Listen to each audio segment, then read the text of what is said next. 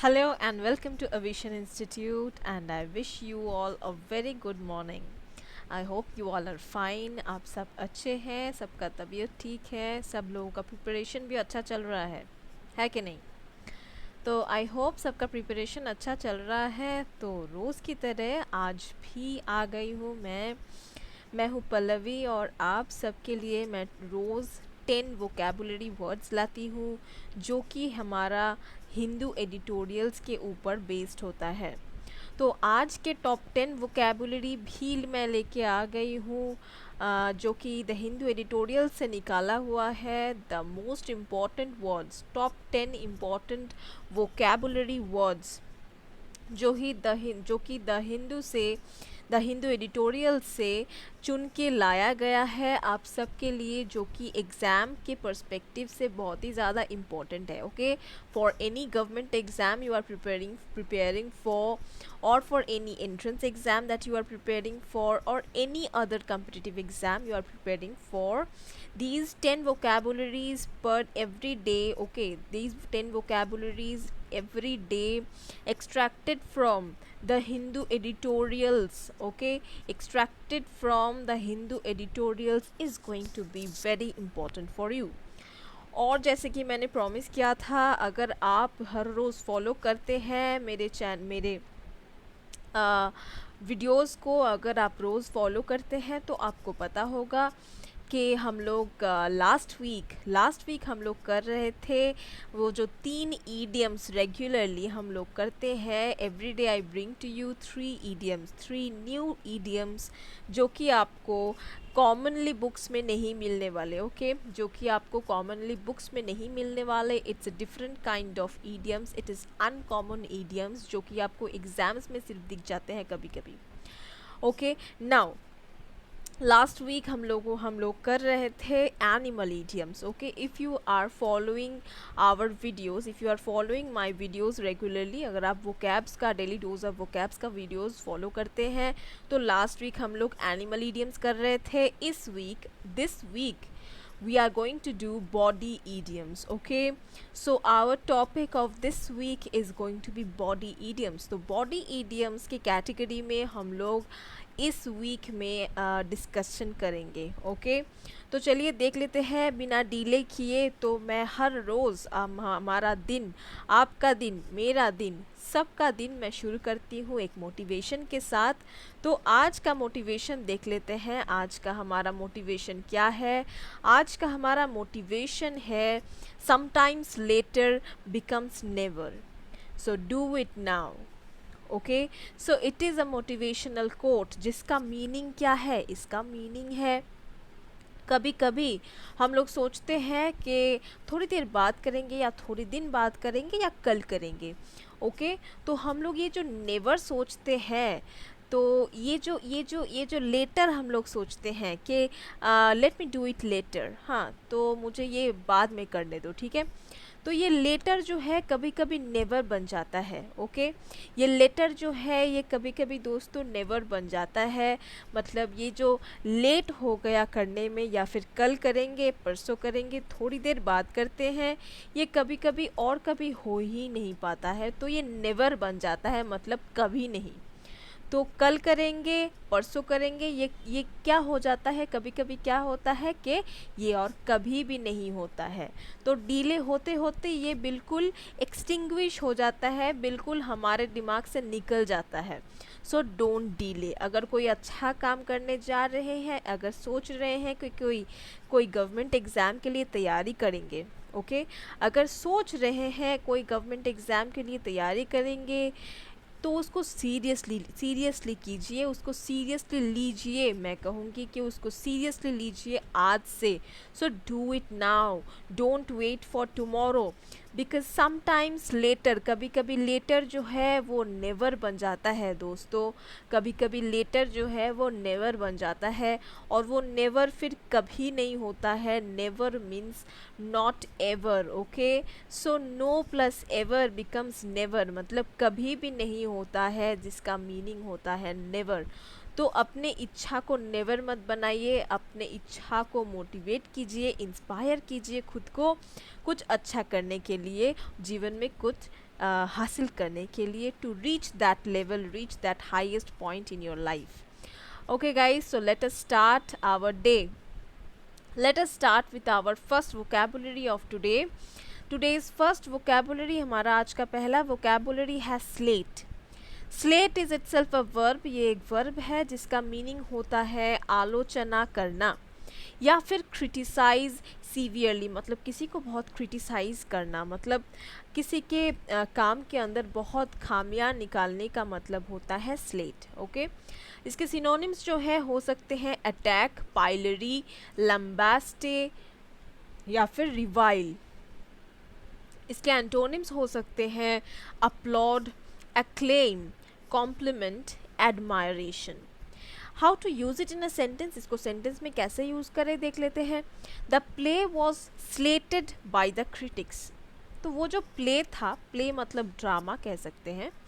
The play was slated by the critics मतलब critics, तो critics का काम क्या है, क्रिटिक्स का काम है क्रिटिसाइज करना. ठीक है, खामियां निकालना, कौन सा हमारे लेवल पे नहीं आ रहा है, कहाँ पे अटक रहा है, ये बोर्ड इसका परमिशन नहीं देता है. This is the work of critics. Okay, तो क्रिटिक्स ने क्या किया, हमारे प्ले को स्लेट कर दिया, मतलब क्रिटिक्स का काम ही है वो, तो प्ले को उन लोगों ने स्लेट कर दिया, मतलब बहुत ही ज़्यादा क्रिटिसाइज हो गया हमारा प्ले. तो चलिए हमारा आज का पहला ईडियम क्या है देख लेते हैं. तो जैसे कि मैंने कहा था कि आज हम लोग बॉडी ईडियम करने वाले हैं, या फिर आज का पूरा ये हफ्ता ही हम लोग बॉडी ईडियम्स करने वाले हैं. So we are going to do body idioms regularly. Keep following our videos to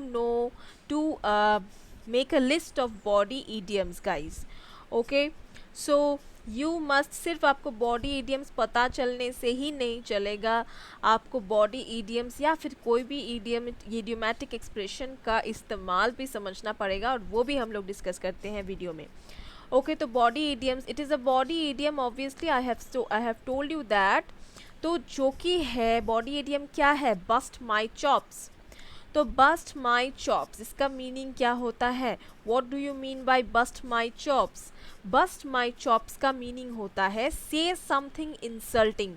तो किसी को कुछ इंसल्टिंग वर्ड्स बोल देना, किसी को कुछ बोलकर इंसल्ट करना उसको, उसका मीनिंग होता है बस्ट माई चॉप्स. सेंटेंस में इसको कैसे बोले, इस ईडियम को कैसे यूज़ करें देखते हैं. She always busts my chops about my low salary. तो मुझे बहुत कम सैलरी मिलता है, इस वजह से वो मुझे हमेशा बस्ट माई चॉप्स करती रहती है. She always busts my chops, जिसका मतलब होता है वो मुझे हमेशा इंसल्ट करती रहती है मेरे लो सैलरी के वजह से. तो चलिए हमारा सेकंड वर्ड क्या है आज का देख लेते हैं. हमारा सेकंड वर्ड है, सेकंड वोकैब आज का है फॉइस्ट. फॉइस्ट जो है ये एक वर्ब है जिसका मीनिंग होता है थोपना, या फिर इसको इंग्लिश में कहते हैं, चलिए इंग्लिश में क्या कह सकते हैं, इम्पोज एन अनवेलकम और अननेसेसरी पर्सन और थिंग ऑन. ओके, तो किसी अननेसेसरी या फिर अनवेलकम पर्सन के बारे में बात हो रहा है. इसके सिनोनिम्स क्या हो सकता है, इसके सिनोनिम्स हो सकते हैं इम्पोज, फोर्स, थ्रस्ट, इन्फ्लिक्ट, ये सारे हो सकते हैं इसके सिनोनिम्स. एंटोनिम्स हो सकते हैं एड, हेल्प, ओवरलुक या फिर प्रिवेंट. तो सेंटेंस में इसको कैसे यूज़ करें. The government has decided to foist yet another tax increase on the public. तो गवर्नमेंट ने डिसाइड किया है to foist yet another tax increase. तो गवर्नमेंट लाएगी, गवर्नमेंट इम्पोज करेगी और एक tax increase on the public. तो गवर्नमेंट ने डिसाइड किया है कि और एक इम्पोजिशन आएगा, वो लोग एक और एक टैक्स इंक्रीज इम्पोज करने वाले हैं पब्लिक के ऊपर. तो हमारा आज का थर्ड वोकैब क्या है, हमारा थर्ड वोकैब है प्रोक्योर. प्रोक्योर जो है ये एक वर्ब है जिसका मीनिंग होता है परिश्रम से प्राप्त करना. ओके, या फिर obtain something specially with care और एफर्ट. तो बहुत ज़्यादा केयर या फिर एफर्ट के साथ किसी चीज़ को प्राप्त करने का मतलब होता है प्रोक्योर. ओके इसके सिनोनिम्स हो सकते हैं एक्वायर, अटेन, अर्न या फिर रीप। इसके एंटोनिम्स हो सकते हैं relinquish, सरेंडर, येल्ड या फिर forfeit। ओके तो सेंटेंस में इसको कैसे यूज़ करें? You may have to barter with Jim to procure the essential supplies you need. तो तुमको शायद जिम के साथ बार्टर करना पड़ेगा। You know barter system, barter system आपको पता है, कोई चीज़ देते हैं तो उसके समान समान और एक चीज़ हम ले लेते हैं, that is called barter system. तो बार्टर सिस्टम तब चलता था जब पैसे का इन्वेंशन नहीं हुआ था, there was no invention of money.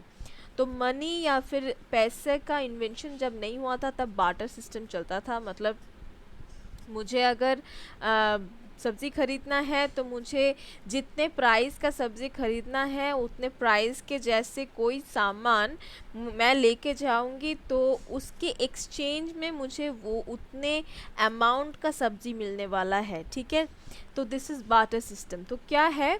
You may have to barter with Jim. Jim के साथ तुमको शायद बार्टर करना पड़ेगा to procure the essential supplies you need. तो जो जो एसेंशियल सप्लाईज तुमको चाहिए, to you want to procure, मतलब you want to get, okay, जो तुमको चाहिए एसेंशियल सप्लाईज, उसके लिए तुमको बार्टर करना पड़ेगा। नेक्स्ट वर्ड क्या है हमारा? नेक्स्ट वर्ड है damning. Okay so you can also pronounce it damning, but it's not damning, it's damning. Okay okay so it's an adjective जिसका मीनिंग होता है घातक। ओके इंग्लिश में क्या लिखा हुआ है? ऑफ अ सर्कमस्टांस और piece of evidence strongly suggesting guilt और एरर। तो ऐसा कोई सर्कमस्टांस मतलब घटना या फिर परिस्थिति या फिर कोई पीस ऑफ एविडेंस, कोई एविडेंस हो, स्ट्रांगली सजेस्टिंग जो बहुत ही ज़्यादा स्ट्रांगली सजेस्ट करता है गिल्ट या फिर एरर। ओके कोई गिल्ट सजेस्ट करता है। इसके सिनोनिम्स हो सकते हैं डेरोगेटरी, कैटास्ट्रॉफिक, डिस्ट्रक्टिव, ये सारे हो सकते हैं इसके सिनोनिम्स। एंटोनिम्स हो सकते हैं ऑस्पिशियस, इनकरेजिंग, ऑप्टिमिस्टिक, ये सारे हो सकते हैं इसके एंटोनिम्स। सेंटेंस में कैसे यूज करें? She waived back wondering how the most damning of them all was also damning of them all was also the only who seemed anywhere able to feel sympathy. So she waved back. She waved back means उसने हाथ हिलाया. Wondering how the damning of them all was also the only who seemed anywhere able to feel sympathy. तो वो बहुत ही ज़्यादा वो wander कर रही थी, मतलब सोच रही थी कि ये सब जो है was also the only who seemed anywhere able to feel sympathy, मतलब वो लोग सिंपैथी जो है बिल्कुल भी फील नहीं कर रहे थे। नेक्स्ट है हमारा, नेक्स्ट वर्ड क्या है देख लेते हैं। हमारा नेक्स्ट वर्ड क्या है? हमारा नेक्स्ट वर्ड है कॉन्कॉमिटेंट।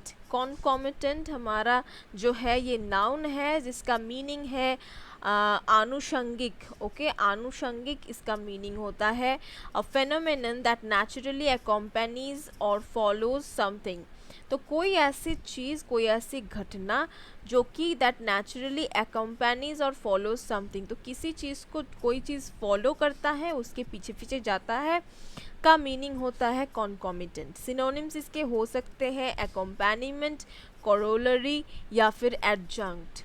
ओके इसके एंटोनिम्स हो सकते हैं इररेलेवेंट, अनएडेड, अनअटैच्ड या फिर अनरिलेटेड।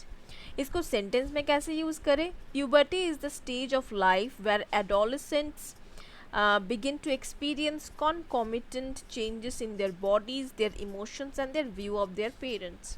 तो प्यूबर्टी एक ऐसा स्टेज है लाइफ का जहाँ पे एडोलेसेंट्स जो है, एडोलेसेंट्स किसको कहते हैं? Adolescents means teenagers. Okay adolescents begin to experience concomitant changes. तो वो लोग एक्सपीरियंस करते हैं अपने एडोलेसेंस पीरियड में कॉन्कॉमिटेंट चेंजेस, मतलब बहुत ही आनुषांगिक बहुत सारी चेंजेस जो है वो लोग अपने ऊपर अपने अंदर महसूस करते हैं, जहाँ पे बॉडीली चेंजेस भी रहते हैं, इमोशनल चेंजेस भी रहते हैं और अपने पेरेंट्स की तरफ उनका नज़रिया जो है वो भी थोड़ा थोड़ा बदलने लगता है। तो चलिए हमारा नेक्स्ट ईडियम क्या है देख लेते हैं। हमारा आज का सेकंड ईडियम है, बॉडी ईडियम है ये, by the skin of my teeth. तो by the skin of my teeth का मीनिंग क्या है इस इडियोमैटिक एक्सप्रेशन का? इसका मीनिंग है बेयरली और नैरोली। तो बेयरली और नैरोली मत का मीनिंग होता है बस मैं ये करने ही वाली थी, या फिर बोल सकते हैं कि बस मैंने ये किया ही नहीं था तभी और एक चीज़ हो गया, तभी ये घटना घट गया। दैट इज़ कॉल्ड बेयरली और narrowly. Okay, so see the example sentence में कैसे यूज़ कर सकते हैं।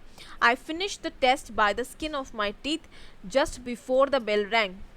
यही मैं बोलने की कोशिश कर रही थी कि मैंने टेस्ट फिनिश किया bye the skin of my teeth, माने बिल्कुल जब बेल रिंग होने वाला था। जस्ट बिफोर मीन्स शायद 30 सेकेंड्स बिफोर या फिर 2 seconds 3 seconds before the bell rang. तो ऐसे टाइम पे मैंने टेस्ट ख़त्म किया। That means by the skin of my teeth. I finished the test by the skin of my teeth just before the bell rang. चलिए हमारा next word क्या है देख लेते हैं। हमारा नेक्स्ट वोकैब है बिट्रेयल। बिट्रेयल जो है ये खुद एक नाउन है जिसका मीनिंग होता है विश्वासघात। इसको कह सकते हैं the action of betraying one's country और अ ग्रुप और अ पर्सन। तो किसी को भी बिट्रे करने का मीनिंग होता है बिट्रेयल। ट्रेचरी, चीट इसके हो सकते हैं सिनोनिम्स। एंटोनिम्स हो सकते हैं फेथफुलनेस, लॉयल्टी, ये हो सकते हैं इसके antonyms. The betrayals are harder to get over than any physical injury. तो फिजिकल इंजरी से ज़्यादा बिट्रेयल जो है वो ज़्यादा हार्डर होते हैं गेट ओवर करना। गेट ओवर करना मतलब भूल जाना, ठीक है। तो बिट्रेयल्स जो है फिजिकल इंजरी से भी ज़्यादा जो है घाव दे जाते हैं। नेक्स्ट वर्ड हमारा क्या है? नेक्स्ट वर्ड है मैनिफेस्टेशन। मैनिफेस्टेशन जो है ये इसका मीनिंग होता है अभिव्यक्ति। अभिव्यक्ति होता है मैनिफेस्टेशन का मीनिंग, या फिर कह सकते हैं द एक्शन और फैक्ट ऑफ शोइंग समथिंग। तो कुछ दिखाने का या ऐसा कोई एक्शन, मतलब कुछ रिविलेशन करना, ठीक है। मतलब ऐसा कुछ जो इन्फॉर्मेशन बहुत दिनों से नहीं आ रहा था वो उसको बताना। सिनोनिम्स इसके हो सकते हैं डेमोन्स्ट्रेशन, रिवील इसके हो सकते हैं। एंटोनिम्स हो सकते हैं हाइड या फिर कॉन्सील। तो इसको सेंटेंस में कैसे यूज़ करें? The colonists idiocy was a pitiable and vulnerable condition, one more manifestation of God's diverse creations. तो colonists idiocy was a pitiable and vulnerable condition, ये जो है ये vulnerable condition में थे। तो ये क्या है? one more manifestation of God's diverse creation, ये है और एक मैनिफेस्टेशन, मतलब भगवान के बहुत सारे क्रिएशंस होते हैं। तो ये एक और मैनिफेस्टेशन है भगवान के क्रिएशन का। मैनिफेस्टेशन मतलब रेवलेशन, कुछ नया चीज़ हम लोगों के पास आ रहा है। Okay, what is our next word? हमारा नेक्स्ट वर्ड है प्रोस्पेक्टिव। प्रोस्पेक्टिव जो है ये खुद एक एडजेक्टिव है जिसका मीनिंग होता है प्रत्याशित। इसको कह सकते हैं एक्सपेक्टेड और expecting to be the specified thing in the future. तो एक्सपेक्टेड और expecting to be the specified thing in future मतलब फ्यूचर में कुछ ऐसा कुछ एक्सपेक्ट करना कि यही होने वाला है या फिर ऐसा ही कुछ होगा, ठीक है। सिनोनिम्स इसके हो सकते हैं पोटेंशियल या फिर पॉसिबल। एंटोनिम्स हो सकते हैं इम्पॉसिबल। सेंटेंस में कैसे यूज़ करें? Prospective measures must be taken to make sure that future investments do not fail like the current ones. तो प्रोस्पेक्टिव मेजर्स ऐसे होने चाहिए या ऐसे लेने चाहिए। प्रोस्पेक्टिव मेजर्स मतलब पॉसिबल मेजर्स जो है वो ऐसे लेने चाहिए ताकि फ्यूचर जो इन्वेस्टमेंट्स है, फ्यूचर में जो इन्वेस्टमेंट्स करे वो अभी के इन्वेस्टमेंट्स के जैसे फेल ना हो जाए, ठीक है। तो हमारा नेक्स्ट वर्ड क्या है देख लेते हैं। हमारा नेक्स्ट वर्ड है डिस्पोजिशन। डिस्पोजिशन का मीनिंग क्या होता है? मनोवृत्ति, या फिर कह सकते हैं a person's inherent qualities of mind and character. ये होता है आपका मनोवृत्ति का मीनिंग इंग्लिश में। सिनोनिम्स इसके हो सकते हैं नेचर या फिर टेम्परामेंट। एंटोनिम्स हो सकते हैं डिसइंक्लिनेशन हो सकते हैं एंटोनिम्स। सेंटेंस में कैसे यूज करें? विथ हर इंक्विजिटिव डिस्पोजिशन सारा is an ideal candidate for the detective position. तो डिटेक्टिव पोजीशन के लिए सारा बिल्कुल आइडियल कैंडिडेट है, क्योंकि उसके पास इंक्विजिटिव डिस्पोजिशन है, मतलब उसके पास ऐसे क्वालिटीज़ है जो कि अच्छे, मतलब उसका माइंड बहुत शार्प है, उसके माइंड बहुत फ्रेश है। तो माइंड के ऐसे इनहेरेंट, मतलब अंदर के कोई अच्छे क्वालिटीज़ या फिर कैरेक्टर में कोई अच्छी क्वालिटीज़ हो, उसको डिस्पोजिशन कहते हैं। चलिए हमारा लास्ट वर्ड क्या है आज का देख लेते हैं। हमारा आज का लास्ट वोकैब है इंसेसेंटली। इंसेसेंटली जो है ये खुद एक एडवर्ब है जिसका मीनिंग होता है निरंतर, या फिर कह सकते हैं विदाउट इंटरप्शन। इसके सिनोनिम्स हो सकते हैं कॉन्स्टेंटली या फिर कॉन्टिन्यूअली। एंटोनिम्स हो सकते हैं स्टॉपेज या फिर सीज। एग्जाम्पल क्या है, सेंटेंस में कैसे यूज़ करें देख लेते हैं। Reena talked about Romil incessantly. तो रीना रोमिल के बारे में बात कर रही थी इंसेसेंटली, मतलब विदाउट स्टॉपेज। तो स्टॉप किए बिना बिल्कुल उसी के बारे में बात किए ही जा रही थी, that is called incessantly. So talking about somebody incessantly का मीनिंग होता है उसी के बारे में बात बार बार करना। तो चलिए हमारा आज का लास्ट ईडीएम क्या है देख लेते हैं। तो ईडीएम के साथ हम लोग आज का सेशन ख़त्म करेंगे। तो ये ईडीएम क्या है? ये एक बॉडी ईडीएम है जिसका मीनिंग जो कि है कोल्ड फीट। तो ईडीएम क्या है? ईडीएम है कोल्ड फीट। अब कोल्ड फीट का मतलब ठंडा पैर तो नहीं है। कोल्ड फीट का इनर मीनिंग क्या है? It's an idiomatic expression. क्या है इसका मीनिंग? बीइंग नर्वस और anxious before a big event. तो कोई बड़ा इवेंट के पहले, सोचिए एग्ज़ाम के पहले बहुत ही ज़्यादा नर्वस या फिर एंग्शियस हो जाना, मतलब चिंता करना क्या होगा क्या नहीं होगा, ऐसे चिंता करते करते मतलब बिल्कुल नर्वस हो जाने का मीनिंग होता है कोल्ड फीट। तो सेंटेंस में इसको कैसे यूज़ करें देख लेते हैं। She got cold feet before the wedding. तो वेडिंग मतलब शादी से पहले उसको कोल्ड फीट हो गया था, या फिर वो कोल्ड फीट फील कर रही थी, मतलब she got cold feet. See the usages. Cold feet के साथ आप गॉट का ही इस्तेमाल करोगे, शी वॉज कोल्ड फीट नहीं। ओके तो कोल्ड फीट हमें मिलता है। Okay she got cold feet before the wedding. This is very important guys कि कौन से इडियम के पहले आप कौन सा वर्ब इस्तेमाल करोगे, कौन सा प्रीपोजिशन इस्तेमाल करोगे, कौन सा आर्टिकल इस्तेमाल करोगे, कौन सा प्रोनाउन इस्तेमाल करोगे। These are very important. और इसी के वजह से मैं कहती हूँ कि सिर्फ बुक्स को पढ़ना ही काफ़ी नहीं है। आप इस सेशन को फॉलो करोगे तो ऐसे वर्ड्स भी आपको दिखने को मिलेंगे जो कि आपको छोटा छोटा एरर करेक्शन में हेल्प करेगा।